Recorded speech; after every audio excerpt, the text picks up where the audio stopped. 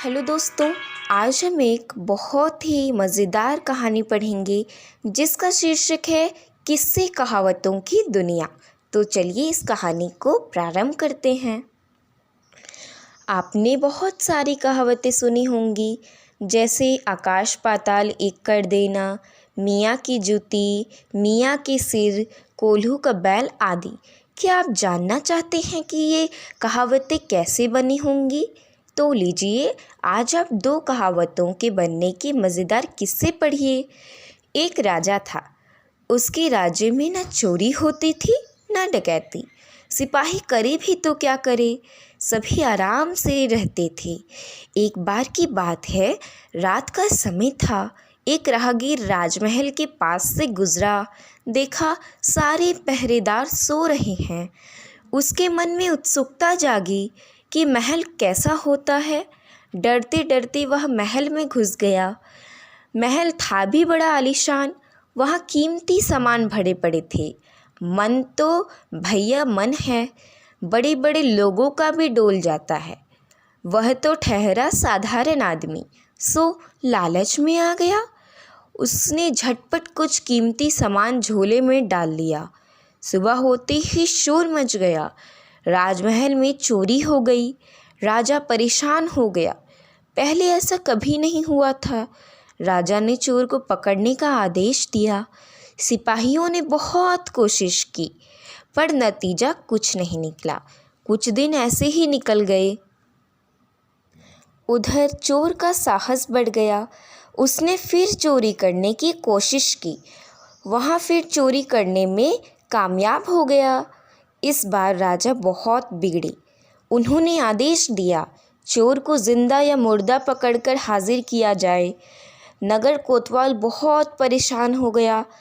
चोर को तो जैसे चस्का लग गया था। एक दिन वह फिर महल में चोरी करने आया। इस बार सिपाही सावधान थे। चोर तुरंत पकड़ लिया गया। सुबह सारे राज्य में खबर फैल गई। अगले दिन राजा का दरबार लगा। बड़ी शान से कोतवाल चोर को लेकर दरबार में हाजिर हुआ। बोला, महाराज, यही है वह चोर। इसके घर से सारा सामान भी मिल गया है। इसे कड़ी से कड़ी सज़ा मिलनी चाहिए। मगर यह क्या? चोर तो कोतवाल के ही पीछे पड़ गया। झटपट बोला, कैसे कोतवाल हो तुम? यही रक्षा करते हो महल की? सारे पहरेदार सोते रहते हैं, फिर चोरी नहीं होगी तो और क्या होगा? यहीं ऐसा न हो कि किसी दिन सारा खजाना लूट जाए। मैंने तो सबको यह बताने के लिए ही चोरी का नाटक किया था। लोग कहने लगे, वाह देखो, उल्टा चोर कोतवाल को डांटे। लीजिए एक और किस्सा पढ़िए। एक दिन गांव के मुखिया के घर भोज था। लोगों ने खाने की बड़ी बड़ाई की, खासतौर से खीर की तारीफ सभी ने की। कितनी मज़ेदार खीर थी, बिल्कुल रबड़ी जैसी। खाते खाते मन नहीं अघाता था। उसी गांव में एक भिखारी था, मोधो। माधो देख नहीं सकता था। माधो के कानों में भी खीर की बात पड़ी। उसने खीर कभी नहीं खाई थी। उसने सोचा, पता नहीं खीर कैसी होती है। लोग इसकी इतनी बड़ाई कर रहे थे। उसने अपने साथी कालू से पूछा, कालू, ये खीर कैसी होती है? कालू ने जवाब दिया, और कैसी, उजली होती है। अब बेचारा माधो क्या जाने उजला, लाल और पीला कैसा होता है। वह तो जन्म से ही नेत्रहीन था। उसने फिर पूछा, भैया, उजला कैसा होता है? कालू कठिनाई में पड़ गया। इधर उधर देखने लगा। पोखर के किनारे के बगुला दिखा।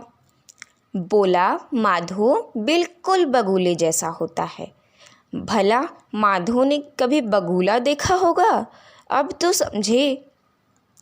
कुछ देर तो माधो चुप रहा। फिर उसने सकुचाते हुए पूछा, भैया, बस इतना बता दो कि बगुला कैसा होता है। अब कालू की कठिनाई और बढ़ गई। उसकी समझ में नहीं आ रहा था, वह उसे समझाए तो कैसे। उसे एक तरकीब सूझी। उसने अपनी बाह को कोहनी पर से मोड़ा, फिर हथेली पर से थोड़ा मोड़ा, माधो को हाथ पकड़ा, फिर उसे अपना हाथ टटोलने से कहा।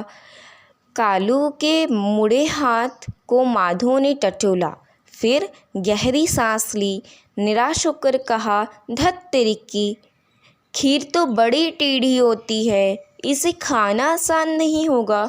बस इसी से मुहावरा बन गया टेढ़ी खीर। तो दोस्तों, इसमें कुछ शब्दार्थ दिए हैं, तो चलिए अब हम उन्हें पढ़ते हैं। उत्सुकता यानी जानने की इच्छा, आलीशान यानी बहुत बड़ा और भव्य। शब्दार्थ हाजिर यानी उपस्थित, कोतवाल यानी नगरपाल, उल्टा चोर कोतवाल को डांटे यानी स्वयं गलती करने वाला दूसरों को दोषी ठहराता है। फिर प्रशंसा यानी बड़ाई, मन नहीं अघाता, मन नहीं भरना, पोखर यानी तालाब, सकुचाते यानी संकोच करते हुए, टेढ़ी खीर यानी बहुत मुश्किल काम। दोस्तों, अगर आपको मेरी वीडियोस अच्छी लगी तो उन्हें लाइक, सब्सक्राइब और शेयर ज़रूर करना, और कमेंट में ये ज़रूर बताना कि आपको कितनी और कौन सी कहावतें पता है। तो दोस्तों, तब तक के लिए बाय एंड थैंक यू।